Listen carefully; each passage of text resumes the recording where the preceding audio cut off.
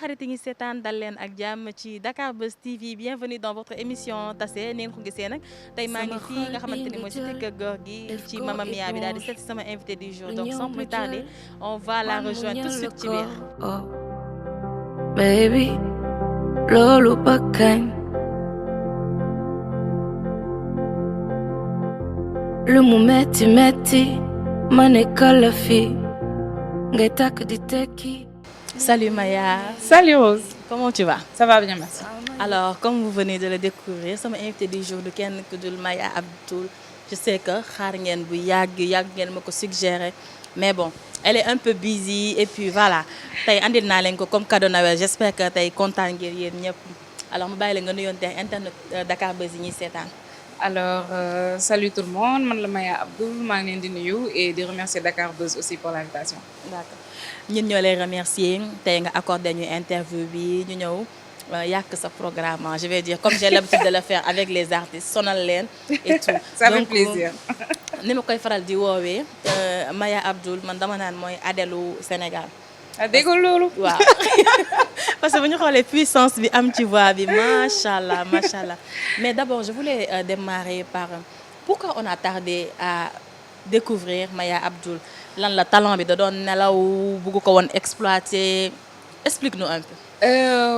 Moi je dirais comme li may wax rek d'habitude je dis que au Sénégal dafa bare ñu am talent bare na ñu mën way bare na ñu mën dessiner wala ak loo mënti wax lépp lu nekk ci art bi mais ku nekk da nga am sa vidéo day fekk ne peut-être binduñu ko woon donc comme yàlla nag instant bii la ko bind et que c'est le moment où tout le monde me connaît enfin donc dama ciy sant yàlla voilà après il y a toujours un bon moment pour tout yàlla xam na li muy def voilà. D'accord chaque chose a son temps et puis lu jot rek yomb. Comme on le dit le temps de Dieu c'est pas le temps de l'homme. C'est pas le temps des hommes. N'est-ce pas? Maya tey qu'est-ce que ça te fait d'intégrer carrément le showbiz machallah les gens apprécient beaucoup ce que tu fais déjà bëgg naa xam prestation bi nga njëkk a def. Alors man déjà musique déjà li ñu war a xam mooy que nekkul woon sama plan de carrière parce que man je fais des études donc bëggoon naa leneen mais lu dul musique après mën naa ne musique moom daf ma fekk si et après ma am chance su liggéey ak nit yoo xam ne macha allah ils m'ont fait aimer ce que je faisais et j'étais dans un groupe de rap avant foofu laa njëkk commencé woy et donc je me rappelle suñu première prestation Just for You la woon à l'époque et nelaw ma pendant 3 jours lekk ma naanu ma pendant 3 jours ndax adrénaline bi et du coup ñoom ñëpp ils étaient surpris mais c'est là où j'ai vraiment commencé à aimer la musique parce que studio neex na mais disons qu'il y a un travail dans le studio ingé son bi dina xaw a rectifier erreur et tout mais tu n'as pas ça quand tu joues en live booy jouer live les erreurs sont là en direct nit ñi dañuy gis ne que voilà soit tu chantes. Il y a la pression. Il y a la pression, soit tu chantes bien, soit tu chantes mal. C'est juste ça. Mais j'avoue que man, ça m'a permis de me découvrir en tant qu'artiste, de xam fi ma toll. C'est-à-dire que comme li ngay wax ni naan voilà la puissance vocale tout ça, moi c'est le live qui m'a permis de voir ça. Man ci sama bopp maanaam man sax xawma woon en fait fan laa nekkoon fan laa féete woon voilà. bëggoon nañ xam sa intégration ci biir label Néegu Rap. Alors Néegu Rap déjà ce qu'il faut savoir c'est que on est une bande d'amis donc ñun ñëpp ñoo bokk label bi en fait. Et on est plusieurs artistes. Il y en a qui ne font plus carrière aujourd'hui, mais moi, je poursuis ma carrière solo. Sinon, à la base, c'était Carapit Music et d'autres amis avec qui on a cheminé jusque-là. Voilà, donc on va dire que c'est notre maison à nous, quoi. Dañuy jàppalante suñu biir. Voilà. Tey bu ñu xoolee série Maîtresse d'un homme marié. mën nañ ni succès bi mu am sur le plan national comme international parce que même à l'étranger, c'est trop adopté c'est dañ ko bëgg bu baax sax gën ñu ko bëgg sax ñun sénégalais yi nga amoon opportunité def li nga xamante ni mooy générique bi qu'est-ce que ça te fait ce succès? C'était un honneur déjà parce que tamit c'est mettre la femme en avant c'est parler de ces blessures dont on ne parle pas souvent parce que dañu naan que jigéen moo war a muñ jigéen moo war a nangu lu nekk donc pour une fois que l'on met au devant de voilà du monde déjà ce caractère-là de comment les femmes elles souffrent li ñuy dund ak comment des fois les femmes elles se font mal sans vraiment le vouloir etc. Donc pour moi c'était un honneur de pouvoir être la voix de ce générique que Calista a écrit donc voilà. li ma fi bàyyi defe naa tamit xam nañ ko à travers série bi di Maîtresse d'un homme marié et ce chant waaw waaw waaw waaw waaw. Merci defe naa beaucoup. boo koy woy ñu bëri dañuy am chair de poule et tout bon balaa ñuy gën a xuus foofu est-ce que mën nga ci may dara tuuti rek. Ah, d'accord. lu ne ma dégg ñu ne man dama ñàkk fayda mbëggeel gi fees sama xol moom de yandu lakk rëy jàppuloo ma bàyyuloo ma tàyyi naa ci la yeey yaa ma fi bàyyee. Voilà.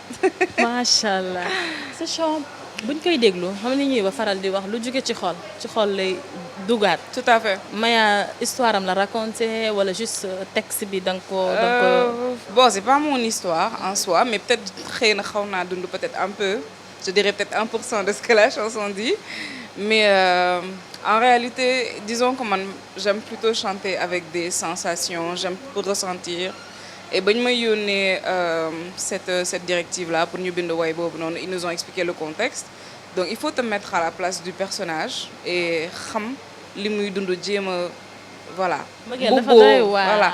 Tout à fait, mais il faut rechercher les émotions parce que tamit du doon egg ci xol bu fekkee ne yow mënoo ressentir li nit ki di dund.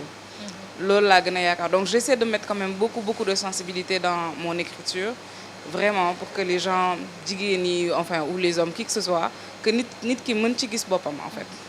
non more Maya defe naa bi nga koy bind polygamie moo taxoon nga def ko. Bah, c'est la série qui demandait encore une fois. C'est la série qui demandait encore une fois. Après, bon, bien sûr, comme je dis, il y a toujours une partie de moi dans ce que j'écris. Pas complètement, comme je dis, c'est peut-être 1%, 2%, mais pas tout. Li nga ci xaw a def tuuti ci sa expérience parce que fii ku nekk on est dans une même société xam nga fi benn jigéen bu dund polygamie quelqu'un qui l'a bien ou mal vécu donc forcément on peut raconter cette histoire-là. Donc c'était surtout ça, c'était par rapport au... je me rappelle, je pense que à l'époque, Marodi, il nous avait dit que c'était par rapport à Marichou, je sais plus. Et Marichou, moi, de ce que je sais, parce que je ne regarde pas vraiment trop... je ne regardais pas les premières saisons. J'ai dû me rattraper à cause du travail. J'ai dû rattraper tous les épisodes. Mais dama seetlu ne en fait dafa nekk koo xam ne day nangu rek di muñ. Donc c'est pour ça que après ma utiliser terme éponge bi. Parce que dafay nekk moom di manque rek di jël rek et jusqu'à après éponge moom mën na nekk mais après bu yàqoo yàqu na c'est fini donc ku nekk da nga am loo xam ne sa mettitu muñ daal fu mu yem sa limite voilà tout à fait. Maya est pour ou contre la polygamie? Bon, ça dépend. Je ne suis pas forcément contre, ça dépend des circonstances.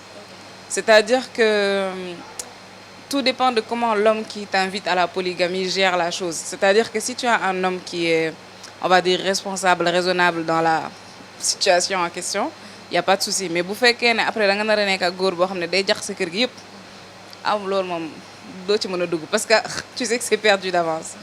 Voilà, mais bon, je suis pas pour ou contre. Pour moi, c'est déjà li la boole ak nit ki ba pare moo war a jiitu li si des, voilà. Ban message nga bëggoon lancer ci ñu dem?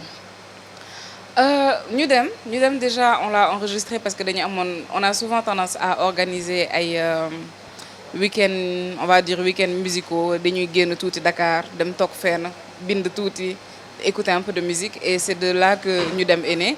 Et surtout parce que dama doon bind des chansons un peu tristes à cause du contexte donc de mon travail et tout et bëggoon naa changer tuuti un peu et donc ñu dem c'est un peu ça.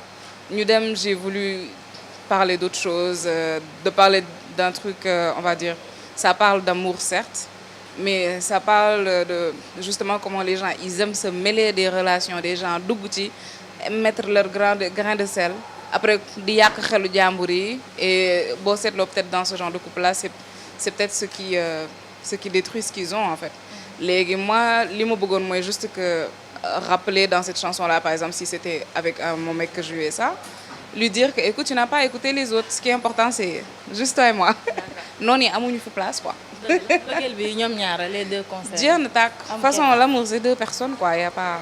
Bienvenue mesdames, messieurs, amis chers internautes de Dakar Buzz yéen ñi nga xam da ngeen a yor petite et moyenne entreprise wala yor boutique boo xam ne da ngeen a bëgg a fësal seen produit wala seen service alors une toute nouvelle chose une chose extraordinaire loo xam ne dafa bees tàq woote leen ci numéro bii ma leen di jox Dakar Buzz day def déplacement fekk leen fa ngeen nekk yéen boutique yi fësal seen njaay wala fësal seen produit wala seen service à 50 000 francs bien sûr j'ai bien dit 50 000 francs waaye yéen waa Dakar Buzz xanaa dañoo dof yéen waaw jàppal 800 000 abonnés sur YouTube 1 million d'abonnés sur Instagram 1 million et quelques d'abonnés sur Facebook nga dem YouTube Instagram Facebook ci 50 000 francs waaye yéen lii neex na de lii lañ leen di jox comme cadeau de Noël ci mois de décembre bi ba janvier à 50 000 francs gaaw leen balaa muy jeex. alors hormis le fait que ñu gis nga def li nga xamante ni mooy générique maîtresse d'un homme marié am nga ay séquences yoo xamante ni joué nga ko ci biir série bi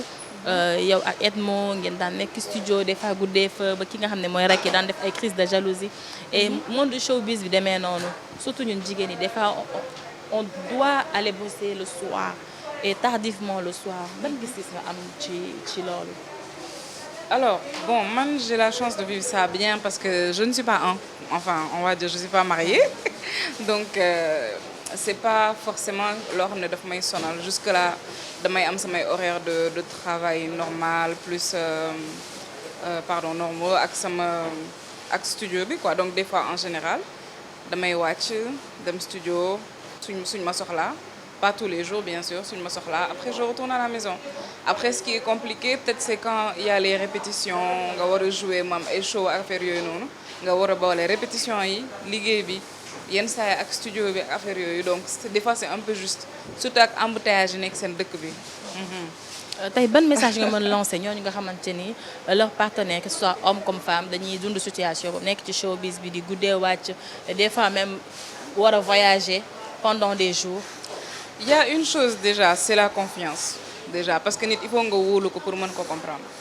Parce que c'est pas que ku nekk da ngay dem nga daan sa doole et ñun yàlla dafa bind ñuy daan suñu doole ci benn milieu boo xam ne ça nécessite que ñuy liggéey ci yenn heures yi ak voilà dans ces conditions-là.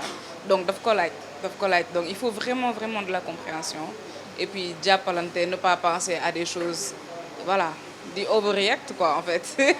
Overthinker. Duo avec Edmond Bistrom. mu nekk son boo xamante ne aussi bi mu ñëwee macha allah les Sénégalais ont aimé ils ont adopté succès bi ci am est-ce que xaaroon nga ko ci.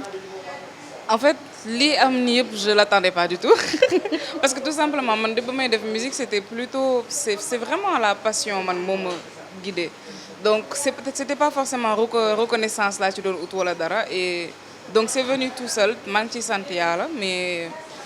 Franchement c'est une belle chose de savoir que am na ñuy apprécier li ngay liggéey bëgg nañ sa baat bëgg nañ li ngay def sa yow ci sa bopp sax dalay xaw a booster en fait donc voilà c'est machallah quoi.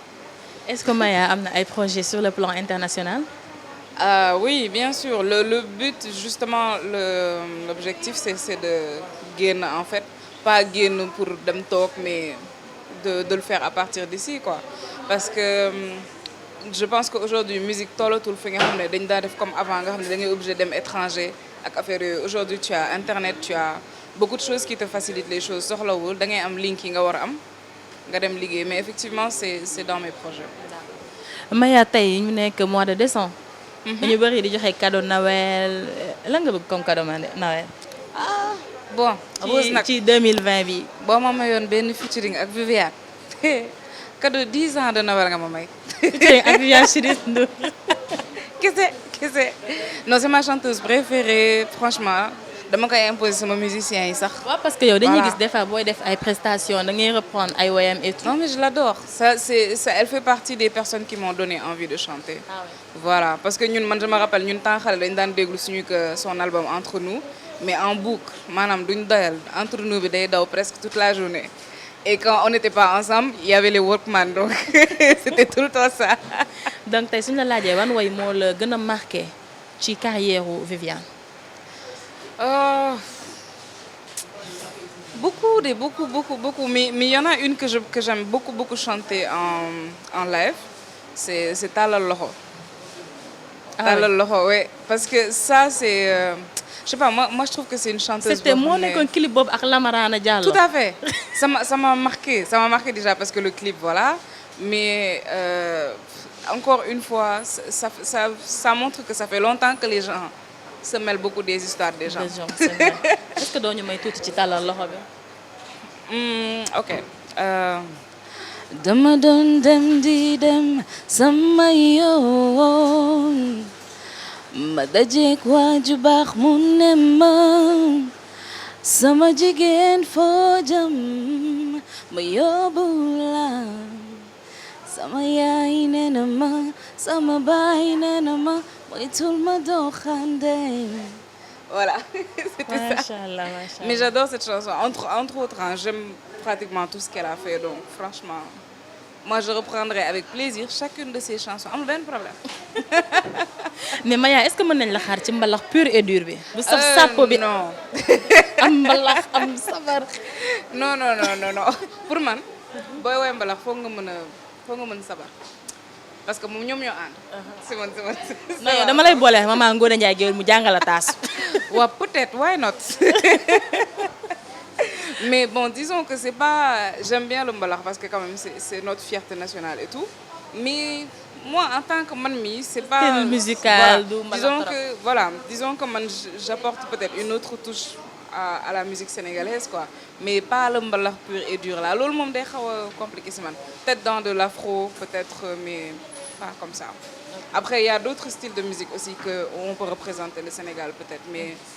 mbalax moom grave tant que mënuma sabar ak taasu nañ ko bàyyi. dama lay boole maman Ngoné Ndiaye Guèweul mu gérer loolu inchallah. Alors ce fut un plaisir de venir à sa rencontre. Maya Abdoul était notre invitée du jour ci seen biir émission Tassé dañ koy bàyyi mu joxe mot de la fin laata ñuy tàggoo. Alors encore une fois donc merci pour l'invitation et puis continuez à nous soutenir parce que ñun looloo ñuy may doole. Continuez à nous suivre sur les réseaux, partager ce qu'on fait du ñuy jàppale ndax ñun yéen lañu am voilà. Alors mënuma leen tàggu te duma remercier équipe technique bi ma àndal Amadou Mohamed ak ki nga xamante ni mooy Pape mais surtout di remercier waa Mama Mia neen ko gisee tey foofu lañ ñëw Maya. oui noonu lañ ñëw. donc di leen remercier bu baax Mama Mia bu cité Kër Gorgui la mën ngeen fi ñëw juste à côté du Sonatel c'est ça. oui Sonatel. Voilà pas loin. donc on vous donne rendez-vous très bientôt pour un nouveau numéro de votre émission Tassé sur Dakar Buzz TV. Merci de nous avoir suivis.